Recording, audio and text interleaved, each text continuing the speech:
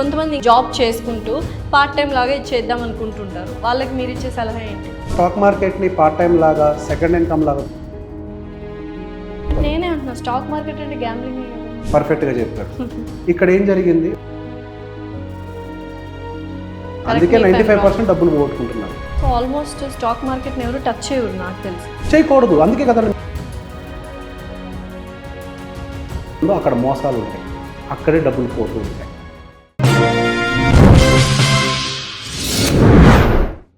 Hi hello నమస్తే, welcome to our channel. So ప్రస్తుతం స్టూడియోలో మనతో పాటు ఉన్నారు సర్టిఫైడ్ వెల్త్ మేనేజర్ రేవంత్ చల్మల గారు. నమస్కారం రేవంత్ గారు. నమస్తే అండి. అంటే ఎవ్రీడే కరెంట్ అఫైర్స్ తెలుసుకొని అసలు ఏ కంపెనీ ఇంక్రీజ్ అవుతుంది, ఏ కంపెనీ ఫినాన్షియల్గా స్ట్రాంగ్గా ఉంది, ఇవి తెలుసుకోవడము. Because they have their own life style. Stock market is not career చాలా మందికి. కొంతమంది ఇంకా జాబ్ చేసుకుంటూ పార్ట్ టైం లాగా చేద్దాం అనుకుంటుంటారు. వాళ్ళకి మీరు ఇచ్చే సలహా ఏంటి? స్టాక్ మార్కెట్ని పార్ట్ టైం లాగా, సెకండ్ ఇన్కమ్ లాగా చూస్తే స్టాక్ మార్కెట్కి నచ్చదు, అస్సలు నచ్చదు.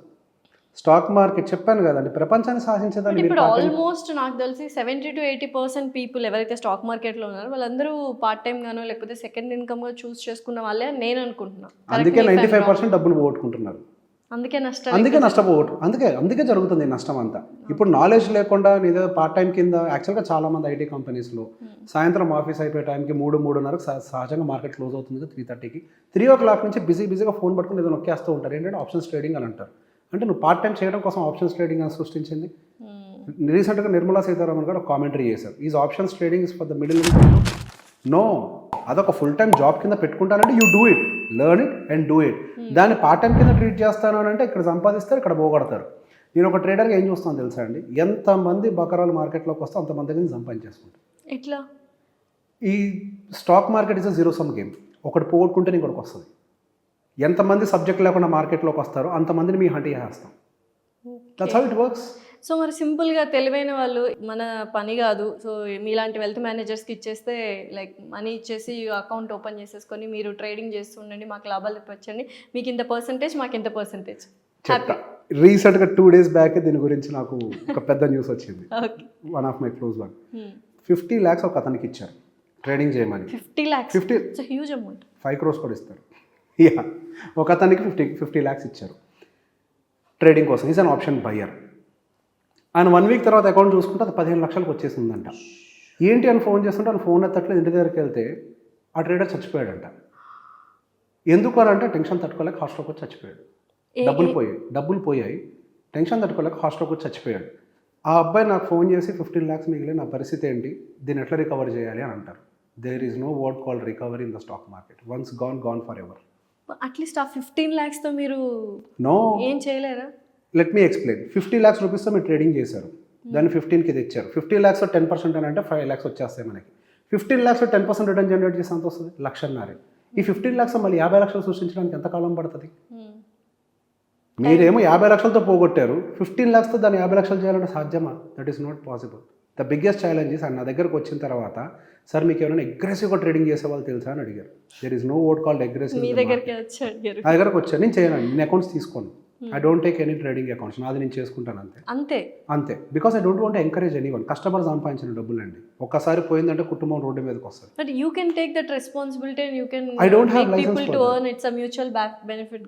I don't have, even none in India has licence to take the trading accounts.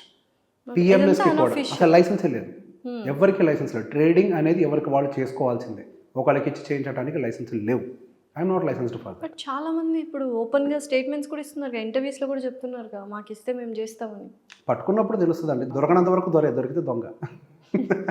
ఇప్పుడు ఏమవుతుందంటే అండి, ఒకసారి డబ్బులు పోయాయి అనుకోండి, who will answer?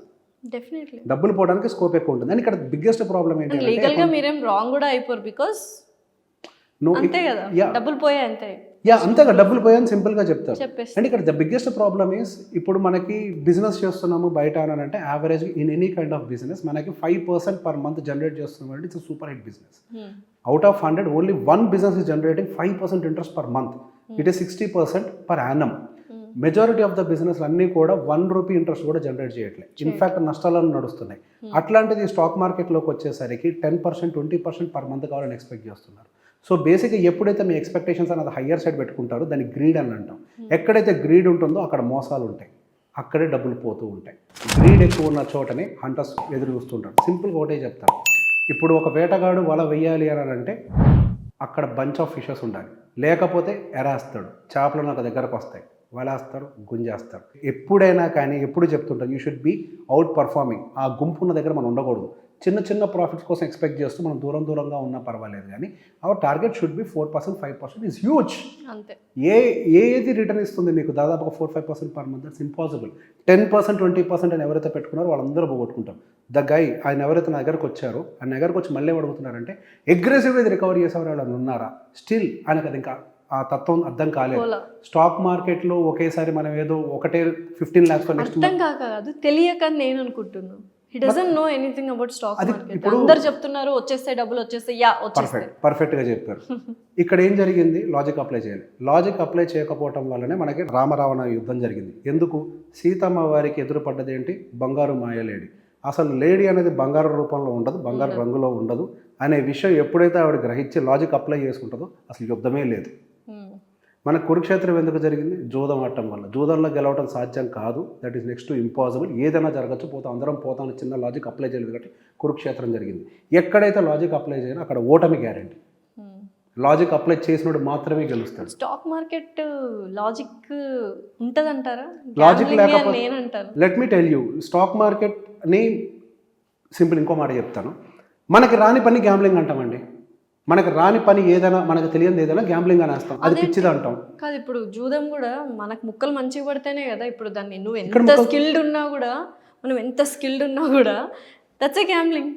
I'll tell you, ఇక్కడ ముక్కలతో సంబంధం, క్యాసినోలో అంతా గ్యాంబ్లింగే కదా. ఇక్కడ ముక్కలతో సంబంధం ఏంటి? It is all about the your analysis.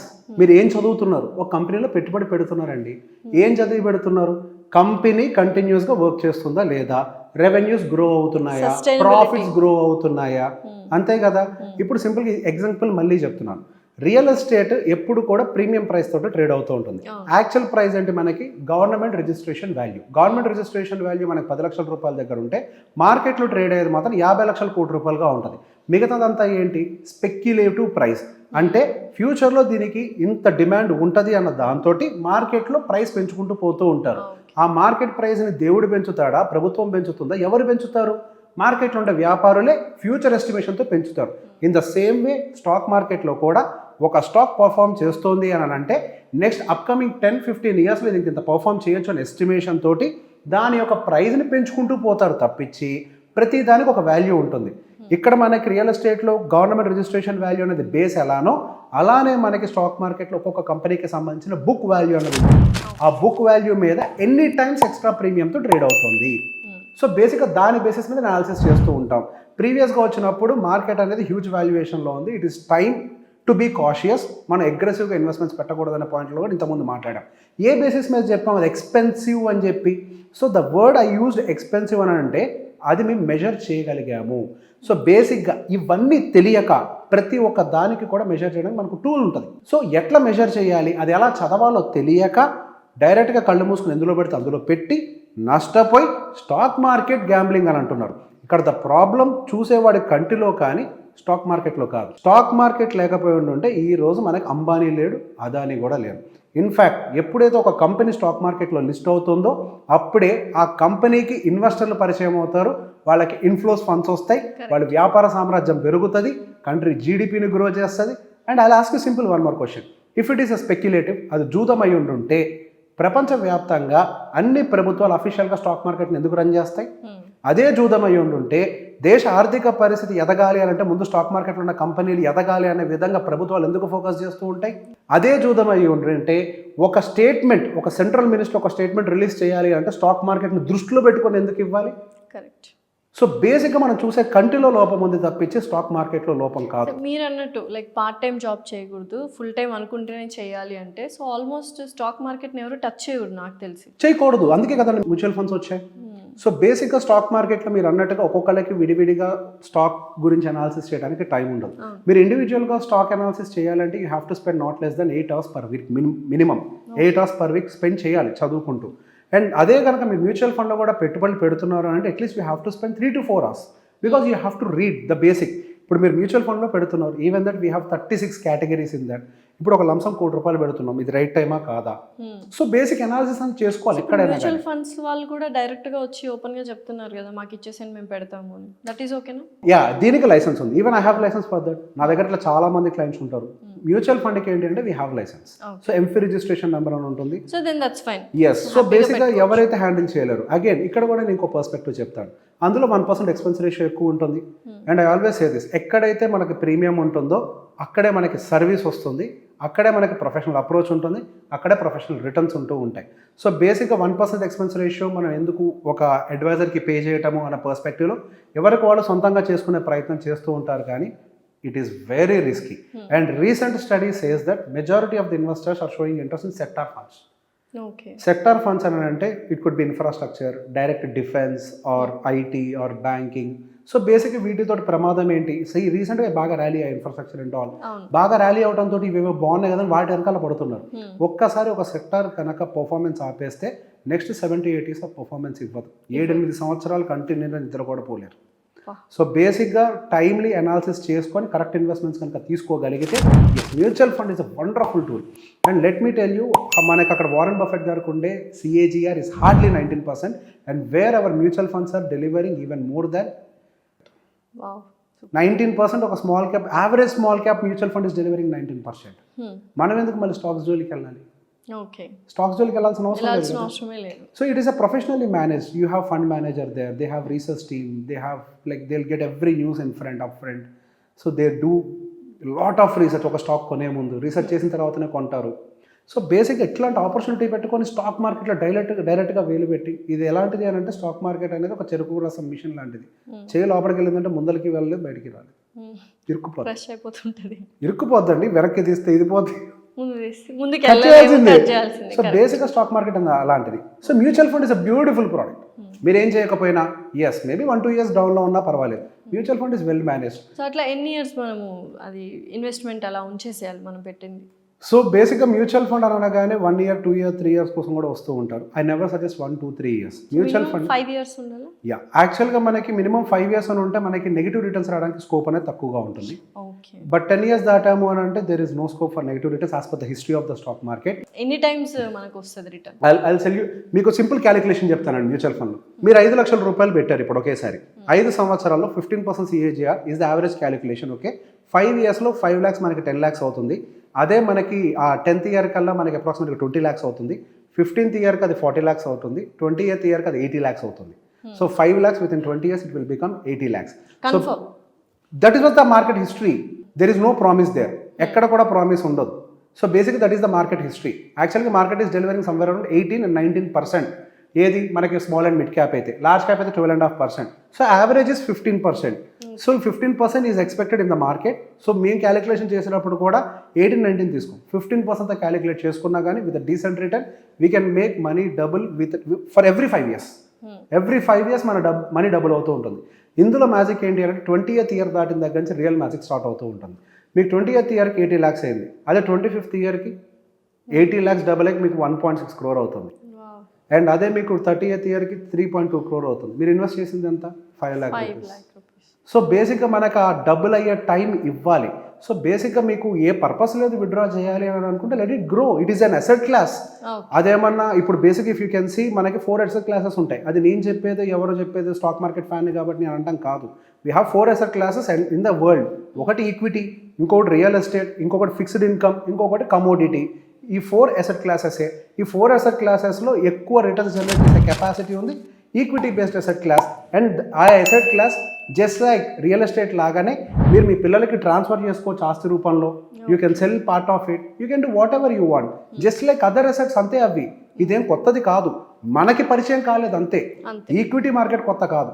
మనం పుట్టక ముందు ఈక్విటీ మార్కెట్ ఉంది, ఇప్పుడు ఉంది, మనం పోయిన తర్వాత కూడా ఈక్విటీ మార్కెట్ ఉంటుంది. ఈక్విటీ మార్కెట్ లేకపోతే దేశాభివృద్ధి జరగదు. అభివృద్ధి జరగాలి అంటే ఈక్విటీ మార్కెట్ ఉండాలి. ఈక్విటీ మార్కెట్ మూతపడింది అంటే there is no real estate, there is no community, there is nothing. ఏమీ లేదు. There should be something to trade.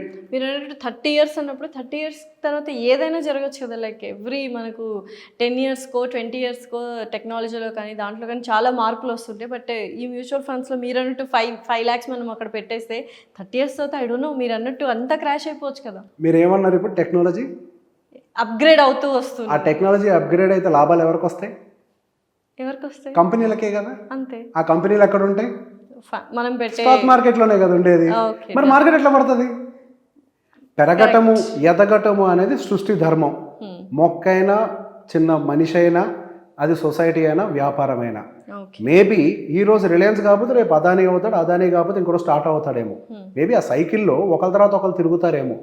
Maybe Adani కంప్లీట్గా బయటికి వెళ్ళిపోతాడేమో, ఓన్లీ టాటా రూల్ చేస్తుందేమో. కానీ end of the day market అనేది పడిపోవడం జరగదు. నేను అందుకే ఇండివిజువల్ స్టాక్ని పిక్ చేద్దానంట. Pick a mutual fund, they will యాక్టివ్లీ మేనేజ్. మహా అయితే ఒక స్టాక్ వాళ్ళు ఇస్తే ఎక్స్పోజర్ 3% 4% ఇస్తారు. ఒక కంపెనీ మొత్తం కుప్పకూలిపోయి వాళ్ళు అసలు దివాలా తీసినా కానీ లక్షలో మీకు ఎంత పోద్ది? 5,000. అంతే కదా. మిగతా కంపెనీస్ అన్నీ కలిపి దాన్ని కవర్ చేయలేవా?